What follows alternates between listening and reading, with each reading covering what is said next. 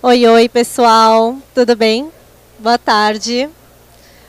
Meu nome é Gabriela. Eu sou sócia fundadora da Camaleoa, startup de tecnologia humana. E vamos bater um papinho aqui hoje sobre comunidades, propósito. Só vou esperar aqui ficar pronto para eu poder... Então, eu preciso que ele passe. Não dá para ficar assim nessa visualização. Ah, isso. Tá passando para cá. Beleza.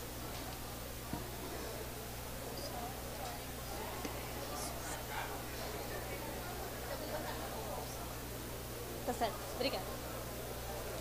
Oi, pessoal. Como eu estava falando. Bom, então hoje a gente vai bater um papinho aqui sobre propósito e comunidades. E eu queria começar fazendo uma pergunta para vocês. Mais de 7.500 anos separam essa imagem dessa outra aqui. E o que tem em comum entre essas duas situações? Bom, ambos esses homens estão focados em desenvolver uma solução para uma necessidade específica, mas provavelmente sem ideia das transformações que eles podem causar no futuro na sociedade. Isso já aconteceu muitas vezes ao longo da história. Fazendo uma retrospectiva aqui, um pouquinho do passado, né? Na Revolução Cognitiva, o homem descobriu o fogo, desenvolveu as ferramentas, e a necessidade específica era simples: alimentação e defesa. Mas provavelmente ele não poderia imaginar que a descoberta dessas novas tecnologias o levariam para muito longe, para a conquista do mundo inteiro, né? E hoje nós somos 7 bilhões de pessoas espalhadas pelo mundo inteiro, em grandes metrópoles, e talvez não exista um único lugar onde a gente não esteja. Na Revolução Agrícola, por volta de 10.000 anos atrás, o homem desenvolveu uma nova tecnologia agrícola, né? E a necessidade era simples. As tribos cada vez maiores, era necessário estabelecer um lugar para ficar. Não dava mais para ser nômade e sair andando por aí. E assim, a gente desenvolveu essas tecnologias que, mais uma vez, nos levaram para horizontes inimagináveis. Porque foi a partir do homem estabelecer um local, estabelecer uma terra, que surgiu a configuração familiar, hoje que a gente conhece como configuração familiar, que surgiram as classes sociais, surgiu o proletariado e hierarquia, e surgiu também a ideia de posse, que pela primeira vez poderia ser a posse de uma terra, de um animal ou de uma pessoa. Na Revolução Científica, lá no século XVI, mais uma vez, o desenvolvimento de uma nova tecnologia, a prensa móvel. A necessidade era simples, era necessário facilitar a edição de livros. Só que, com certeza, Johannes, quando desenvolveu essa tecnologia, não poderia imaginar que foi a facilidade de editar livros que a gente conseguiria entrar em uma nova era, a era do conhecimento. E assim, a gente conseguiu propagar pelo acesso da informação, artes, ciência, chegando até em descobertas inimagináveis e consequências irreparáveis também. Na Revolução Industrial, em 1760, novamente, o homem precisou desenvolver uma nova tecnologia, porque populações crescentes, a gente precisava produzir em larga escala. E assim surgem as indústrias e todo o modelo industrial. O mindset de produto, o mindset de produção, a configuração hoje das relações de trabalho, o consumo e o consumidor. Todos esses homens e mulheres, eles foram desenvolvedores. Desenvolvedores não só de tecnologias, mas de uma nova forma de ver e viver o mundo. E por mais que eles não soubessem, eles eram desenvolvedores e criadores de futuro. Hoje a gente está em mais um desses marcos históricos. O século XXI, ele marca uma grande transformação, né? E que não é uma era de mudanças, e sim uma mudança de era. A gente vê muitas coisas estão mudando. O mercado de trabalho não é mais o mesmo. As novas gerações, elas não querem mais trabalhar por dinheiro ou por uma questão hierárquica. Elas querem trabalhar por qualidade de vida, por propósito. Máquinas substituem milhões de pessoas numa velocidade nunca vista antes. Um exemplo disso é a impressora 3D. Vocês podem ver aqui alguns exemplos em reais. R$ 150 você consegue uma impressora 3D hoje. Em pouquíssimo tempo, é possível que grande parte das pessoas consigam ter essa tecnologia dentro de casa e produzir itens de plástico. E aí, como que fica uma economia chinesa que é praticamente baseada em itens de plástico? O que pode acontecer com um gigante desses, que é a China, num cenário mundial, né? E, é claro, outras discussões, como o consumo consciente, questões ecológicas também, né? Então, a gente vê aí um movimento muito grande do mercado de inovação, crescendo cada vez mais. Em 2 anos, o Brasil saiu de 0 para 6 unicórnios, que são essas startups que valem mais de $1 bilhão de dólares, né? E com expectativa para mais 10 em 2020. E essas startups, elas vêm para mudar as regras do jogo, e não só dos negócios, como da forma que a gente se relaciona em sociedade também. Um dia demorou 20 anos para a gente alcançar a marca de $1 bilhão ou 50 milhões de usuários. Mas o Pokémon GO alcançou 50 milhões de gamers em 22 dias. E aí fica essa pergunta martelando na nossa cabeça: o que essas empresas que estão crescendo, elas estão fazendo para prosperar?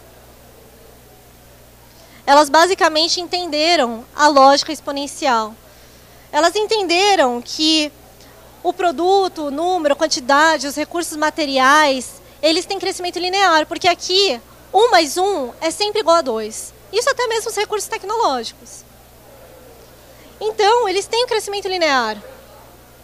Enquanto as pessoas, a cultura, o conhecimento, os símbolos sociais, a criatividade, eles funcionam em uma outra lógica. Porque aqui é possível 1 mais 1 ser igual a 3. Porque o meu conhecimento junto com o seu cria uma terceira coisa. Isso é exponencial. Afinal, a tecnologia não é exponencial. As pessoas são. Porque não importa o quão inovadora seja uma tecnologia, se as pessoas não entenderem, se elas não se engajarem, se elas não se encantarem, não se juntarem para compartilhar, ela nunca vai se tornar exponencial. Um exemplo disso é a Wikipédia, a maior enciclopédia do mundo, né? Vocês têm ideia de que esse é um projeto que demorou 100 milhões de horas para ficar pronto? 100 milhões de horas significa 11.415 anos.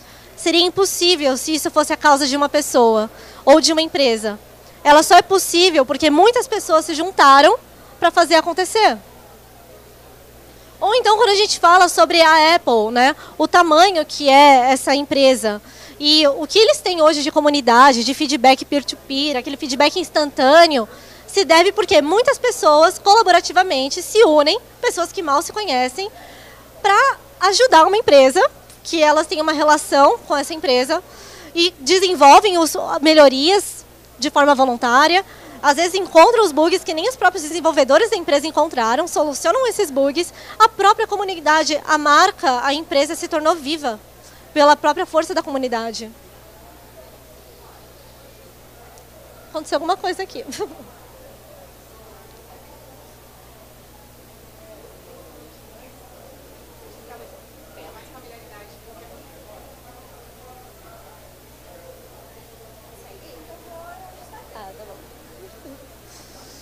Bom, então a Apple teve esse exemplo. A mesma coisa aconteceu com uma comunidade de drones chamada DAI Drones, que nos Estados Unidos. Eles foram capazes de desenvolver um drone parecido com o das Forças Aéreas Americanas, que tem 98% das funcionalidades, só que com uma pequena diferença. Esse drone das Forças Aéreas custa 4 milhões de dólares, e o deles 300. E hoje essa comunidade já tem mais de 90 mil pessoas, né? Então são pessoas que se unem para desenvolver drones. E aí a gente entra nessa questão, né? O que faz completos estranhos colaborarem para solucionar um problema, para solucionar um desafio? Deixa que eu coloco aqui. Ah, tá bom.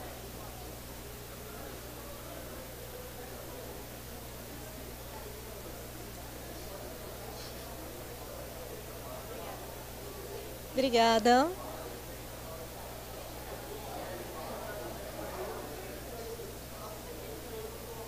Acho que travou de novo. Mas continuando aqui, o que fazem completos estranhos colaborarem, né? O propósito é o que faz essas pessoas colaborarem. O propósito ele funciona como uma força que junta as pessoas em prol de uma causa comum.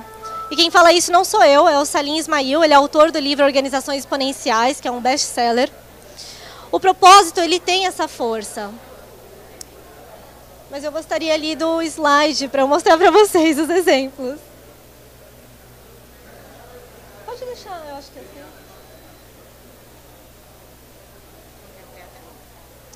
Se for travar, acho melhor não.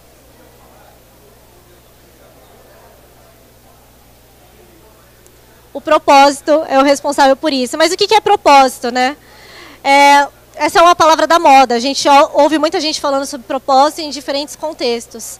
Aqui pra gente, o propósito vai ser exemplificado através de uma bicicleta. Imagina uma bicicleta e qualquer um desses aplicativos de mobilidade aí que tem, de bicicletas compartilhadas. O que pode acontecer na sociedade se as pessoas de fato passarem a usar a bicicleta como meio de transporte e trocarem carros, ônibus por isso? Será que a gente pode estar falando sobre uma transformação na segurança? Porque a gente sabe através de algumas leis sociológicas, que quanto mais ocupadas os lugares, as ruas, mais seguras elas são. O que poderia acontecer com essa indústria? A gente poderia estar falando sobre uma transformação na saúde física em um contexto hoje que diabetes, pressão alta, obesidade mata mais do que guerras numa escala mundial. O que poderia transformar na vida dessas pessoas ou nas indústrias que vivem disso o fato da pessoa andar mais de bicicleta? Ou então sobre doenças mentais. Hoje mais pessoas se suicidam por ansiedade e depressão do que morrem de causas naturais. Em escala mundial também. É um dado absurdo, mas é real. E a gente sabe que fazer exercício físico libera hormônios de alegria, de felicidade. O que poderia gerar de transformação as pessoas passarem a utilizar a bicicleta para ir se deslocar para o trabalho, ou para a escola, para a academia, que seja? A gente poderia falar também que a pessoa que chega no trabalho, depois de fazer um exercício, chegar no trabalho de bicicleta, ela tem melhores resultados, porque ela consegue se comunicar melhor, ela consegue fazer mais relações, ela consegue gerir melhor, porque ela já está motivada. Isso poderia significar em empresas mais rentáveis e lucrativas, porque o funcionário chegou de bicicleta? Ou a gente poderia falar até mesmo sobre uma questão mais essencial, que é o senso de pertencimento. Quando a gente está em contato físico com algum lugar, a gente se sente parte. Será que a gente poderia começar a cuidar da cidade como se fosse a nossa casa, porque a gente está em contato real com ela? Bom, a questão é só uma bike? O desenvolvimento desse produto aí, de mobilidade, desse serviço, é só sobre bike, é só sobre mobilidade? Quando a gente olha para esse potencial de transformação no futuro, a gente sabe que fala sobre muito mais. A gente sabe que fala sobre saúde, fala sobre doenças mentais, fala sobre segurança, fala sobre senso de pertencimento e muitos mais mercados. Agora que eu sei sobre isso, quais são as minhas possibilidades enquanto empresa de criar comunidades, de me relacionar com outras pessoas, com outros parceiros? Ampliou muito. Então, o propósito é essa clareza das transformações que você pode realizar no futuro. E a gente vê isso, né, acontecendo porque a gente vive nessa sociedade em rede, que é essa revolução pós-digital, revolução digital, quarta revolução industrial. O que significa isso, que qualquer coisa que a gente realiza não fica mais restrito só a gente, tem impactos muito maiores. Porque a gente está em rede, uma hora que cai na rede, afeta muita gente, a gente consegue criar comunidades que vão se engajar e se motivar a partir de tudo isso. E aí eu quero perguntar para vocês hoje aqui, que são desenvolvedores, gestores, tem uma empresa, não tem uma empresa, vocês sabem qual que é o verdadeiro papel que vocês realizam no seu trabalho? Vocês têm clareza do que vocês estão construindo? É muito além de um produto ou de um serviço, porque qualquer coisa que a gente realiza hoje tem um impacto muito grande e gera uma transformação muito grande, socialmente falando. Se vocês ainda não estão convencidos, eu vou contar outra historinha aqui de mobilidade, que é o caso de todos esses aplicativos aí de motorista. Gente, o que não foi esses aplicativos num cenário de crise econômica que a gente viveu, a maior crise recente da história do nosso país? Ao mesmo tempo que o desemprego praticamente dobrou de 2014 para 2017, a quantidade de motoristas no Uber aumentou e de usuários também. Eu não sei vocês, mas eu peguei engenheiro, peguei publicitário, pessoas das mais variadas profissões que se tornaram Uber, porque não tinha mais a oferta do emprego. E eles encontraram nesse aplicativo uma forma não só de sustentar as suas famílias, mas de se manter ativo economicamente falando. Ou seja, que papel que esses aplicativos todos não tiveram neste momento? Né? Ou então, até mesmo questões jurídicas, questões de comportamento, dessa questão que teve toda dos táxis versus Uber. Eu não sei se vocês lembram, mas a gente fazia assim para pegar táxi na rua, né? Isso praticamente nem está mais na nossa memória. Ou então, quando a gente fala sobre a uberização do trabalho no século XXI, né? O que significa isso? Esses novos aplicativos, eles criaram uma nova forma de demanda de trabalho, porque antes você tinha que passar por um filtro muito grande para entrar no trabalho, e agora não. Agora você tem a possibilidade de ter um filtro muito menor, e isso faz com que o trabalho seja acessível. Então a gente mudou uma lógica que era uma posse, eu possuo a oferta do trabalho, eu dou acesso ao trabalho. E é claro que todas as novas discussões que causam isso, né? Quem que é a segurança do trabalho está com quem? Quem que garante se não tem carteira assinada? Aposentadoria. E é claro, são discussões que surgem com novos modelos, né? E está tudo bem, porque a gente vai descobrindo isso e temos que descobrir essas soluções. Ou então quando a gente fala até sobre um novo mercado, que é empoderamento feminino. Então, esses aplicativos todos de mobilidade foram uma possibilidade para muitas mulheres, e ainda é, né? Que antes eram donas de casa e que encontraram nesses aplicativos uma forma de independência, de empoderamento e de conseguir buscar o filho na escola, porque ela faz o horário dela. Ou então, um novo nicho de aplicativos só para mulheres. Tudo isso, né, quando a gente olha, a gente está falando sobre um aplicativo de mobilidade. Então, de mobilidade para um aplicativo cívico, porque a gente está falando sobre economia, a gente está falando sobre questões jurídicas, a gente está falando sobre segurança do trabalho, sobre empoderamento feminino, a gente pode falar sobre mais um monte de coisa que esses aplicativos movimentaram na sociedade, que mudaram o comportamento, que se estendem muito além do mercado deles, muito além do segmento deles. E assim como esses aplicativos, a gente vê outras marcas com propostas muito maiores, que já entendem que o que elas fazem não se restringe ao mercado, se restringe a uma ideia superior a isso, né? Então, por exemplo, o TED, ideias que merecem ser espalhadas. Se o TED um dia quiser ter um curso online, ele pode, porque faz sentido com o que ele sabe que ele é capaz de realizar. O Uber, com organizar todas as informações do o Google, né? Ou a Globo, que é um exemplo, né, polêmico, porque, enfim, Globo é polêmica. Mas, querendo ou não, é uma emissora que, se não está na casa de todo mundo sabe o que passa lá. Todo mundo sabe do jornal, todo mundo sabe do Bonner, todo mundo sabe da Fátima Bernardes. E ela, querendo ou não, consegue sim sintonizar todos os brasileiros. Ou a Singularity, que quer impactar positivamente 1 bilhão de pessoas. Todos esses exemplos, né, são o propósito dessas empresas. E vocês podem reparar que tem algumas semelhanças. Então, eles são inspiracionais.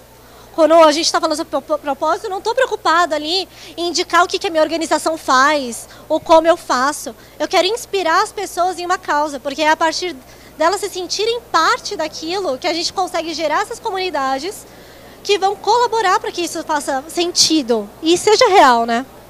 Dentro e fora das organizações. Porque o colaborador também se sente motivado, engajado, quando sabe que faz algo muito maior, né? Sai daquela rotina do domingo à noite. Ai, meu Deus, o que eu vou fazer amanhã no meu trabalho? Cara, é isso que você está fazendo, você está construindo algo muito maior. É um benefício cívico, porque entende que não faz um bem só para a empresa. Inclusive, em pouco tempo, todas as empresas elas terão que ser negócios sociais. Porque não cabe mais hoje essas empresas ficarem focadas apenas no seu serviço, no seu produto. É preciso fazer algo maior. Precisa ter sentido. Responder algumas perguntas, né? Do porquê eu faço esse trabalho, porquê eu existo. Se eu deixar de existir hoje, quem perde? O que o mundo perde comigo? E é claro, precisa ser transformador. Independente de ser uma transformação no mercado, no nicho ou no planeta, precisa querer transformar algo e movimentar isso. Porque no final do dia, todo mundo quer isso. Todo mundo quer ver uma transformação no mundo que a gente vive. Enfim, a gente está falando aqui sobre propósito como uma estratégia para criar comunidades engajadas e crescer exponencialmente, em números também, né?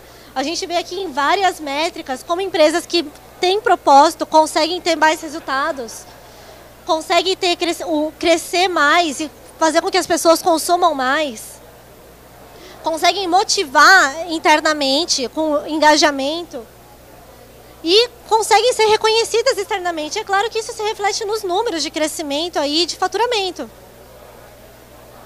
Todas essas empresas, 99, Google, Airbnb, Nubank, eles conseguiram isso pela força da comunidade. Porque a 99 é uma empresa de mobilidade que não tem um carro.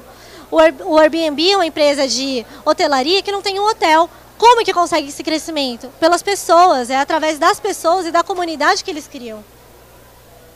Afinal, people don't buy what you do, they buy why you do it. As pessoas não compram o que você faz, elas compram o porquê você faz.